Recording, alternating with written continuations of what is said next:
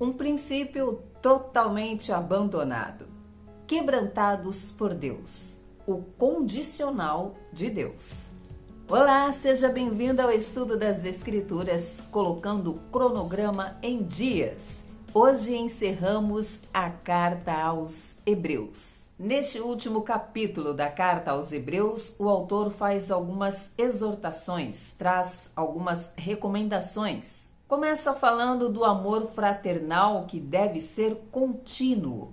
E então ele fala de um princípio que hoje em dia, na nossa atualidade, está totalmente fora de moda. A imensa maioria das pessoas desconsidera por completo esse princípio.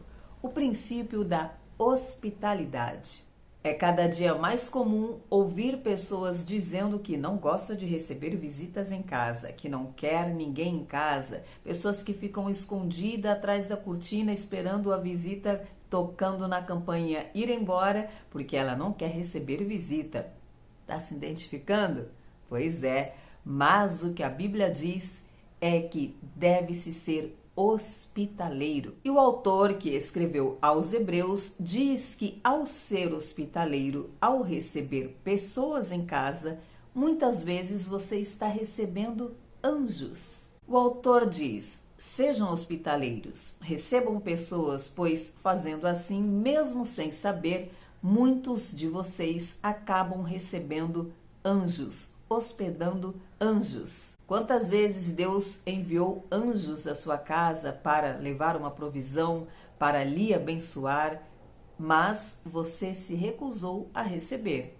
Saiba que a hospitalidade é um princípio de Deus. Ou seja, se você, cristão, se amoldou ao mundo e diz que prefere viver com os animais do que com pessoas e, portanto, não gosta de receber visitas, você está indo contra um princípio de Deus. O texto diz ainda para lembrar dos presos como se você fosse um preso, como se estivesse preso junto com ele, para lembrar dos maltratados como se você mesmo estivesse sendo maltratado, ou seja, se colocar no lugar do outro, a tal da empatia tão falada hoje em dia. Veja que a Bíblia realmente não precisa ser atualizada. O que se fala tanto hoje em dia, a tal empatia, realmente não começou agora, está na Bíblia, está aqui na carta aos Hebreus. Se coloque no lugar do outro. Sejam honrados entre todos o matrimônio, ou seja, o matrimônio seja algo honrado entre vocês, não haja mácula no leito conjugal. Deus julgará os imorais e os adúlteros. Seja a sua vida isenta de ganância, se contente com o que tem, com o necessário. Outro princípio que hoje em dia esqueceu-se completamente. Hoje a corrida atrás de mais e mais e mais é o normal, mas a Bíblia está dizendo para você se contentar com o que tem e que a ganância esteja longe do seu coração. Lembre-se, diz o autor, que ele mesmo disse: sempre estarei com você, jamais te deixarei. Ou seja, contente-se com o necessário, porque Deus sempre estará com você. O que você precisar, Ele vai suprir. Não precisa se desesperar e ter um coração ganancioso. Viva dentro da medida que Deus lhe dá constantemente. Ele sempre provê. O Senhor é quem me ajuda. Desse modo, diz o homem, a quem temerei? Vou temer o homem, porque se Deus sempre me ajuda e sempre está comigo. Jesus Cristo é o mesmo ontem, hoje e será eternamente, diz o autor. Lembrando de todo o sacrifício que o autor veio falando durante toda a carta, neste último capítulo, ele lembra ao povo de sacrificar ao Senhor, de oferecer ao Senhor louvores verdadeiros, puros, agradáveis, louvores de lábios, de coração, inteiramente entregue ao Senhor. Um sacrifício de louvor que seja um fruto de vossos lábios e que declare publicamente que você ama o Senhor. Que declare publicamente o nome do Senhor. Mas, diz o autor, tem um mas aí, logo após ele falar sobre oferecer sacrifícios de louvor, o fruto dos vossos lábios, para proclamar o nome do Senhor, ele diz: mas não se esqueça de fazer o bem e de repartir com o outro, porque Deus se agrada de tais sacrifícios. Ou seja, de nada adianta louvar ao Senhor de lábios sem fazer o bem ao seu próximo, sem repartir com o próximo. O Senhor se agrada deste sacrifício. Se doar. Ele fala ainda sobre se submeter aos líderes, orar pelos líderes que são instituídos por Deus e lembrar do trabalho que esses líderes fazem, se doam e sabendo que serão cobrados de todo o trabalho deles, do cuidado em relação ao povo de Deus, as ovelhas do Senhor. Esses líderes prestarão conta disso e, portanto, os liderados devem honrá-los, orar por eles, zelar por eles. Aperfeiçoai-vos em toda boa obra para agradar ao Senhor e permaneça firmado neste propósito, na grande aliança do Senhor, do sangue de Cristo derramado para a nossa salvação. Mantenha o foco nisso. É assim que encerra a carta aos Hebreus. Livro de Salmos. Encerrando Salmos 132, o salmista vem fazendo aquele cântico, aquela oração ao Senhor, pedindo misericórdia sobre a casa de Davi. Então agora ele fala sobre a promessa que Deus fez a Davi de sempre haver um remanescente sentado no trono, lá da herança de Davi. E aí aparece aqui uma condição de Deus. Sabemos que o amor de Deus é incondicional, mas Deus coloca muitos "se", sobretudo quando se diz respeito a obedecer ao Senhor. É o caso aqui. Ele, quando fez a promessa a Davi, o salmista está lembrando isso, prometeu a Davi que se os filhos de Davi seguissem no temor do Senhor, seguissem as leis do Senhor que ele haveria de os ensinar, então eles sempre estariam sentados no trono. O Senhor fala ainda da cidade de Sião, que foi escolhida por ele para a habitação dele, porque ele quis. Abençoarei ricamente com toda provisão a cidade de Sião. Vestirei de salvação os seus sacerdotes, envergonharei os seus inimigos. Mas sobre eles resplandecerá a coroa. Lembrando que este é um salmos de degraus, ou seja, um salmos que o povo estava cantando quando estava saindo do cativeiro. Cativeiro babilônico que nós estamos vendo agora no livro do profeta Ezequiel. Calma, você que está lendo o livro do profeta Ezequiel, não desanime. Eu sei que não é nada fácil. A gente lê e fica, não estou entendendo nada. Mas não se preocupe em entender com profundidade, com riqueza de detalhes, as muitas simbologias que há nos textos do livro do profeta Ezequiel. Os livros proféticos, como já dissemos em vídeos anteriores, se vale muito das simbologias. Deus usava simbologias através dos seus profetas.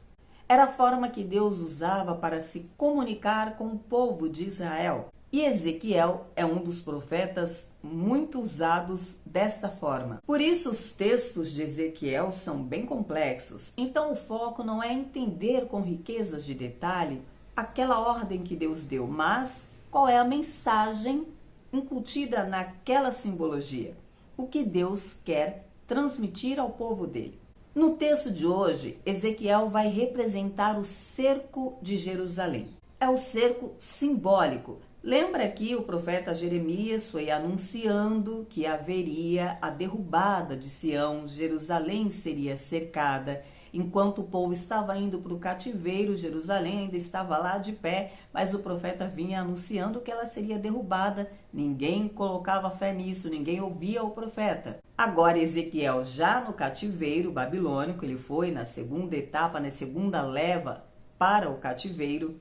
Deus manda que Ezequiel simbolize o cerco de Jerusalém, que está sendo tão anunciado. E então ele dá algumas ordens, diz o que Ezequiel deve fazer. Esta imagem reflete mais ou menos o que Deus mandou Ezequiel fazer. Deus deu os dias iriam simbolizar o tempo do cerco de Jerusalém. O profeta deveria ficar um tempo deitado para a direita, depois outro tempo deitado para a esquerda, ele iria ser amarrado em cordas. Deus avisou tudo o que aconteceria. Olha, vá, desça. Primeiro ele manda Ezequiel descer a um certo lugar. Lá Ezequiel vê mais uma vez a glória de Deus, cai prostrado novamente. Então, o que entendemos aqui? Primeiro, Deus enche Ezequiel de poder, ele vê a glória do Senhor, ele diz que o Espírito de Deus entrou nele e o colocou de pé. Deus prepara Ezequiel para o que ele iria viver à frente. Então, avisa que ele seria acorrentado, amordaçado, na verdade, seriam colocadas cordas. Ezequiel ficaria cerca de 390 dias deitado para um só lado, representando o tempo em que Israel viveria aquele cerco.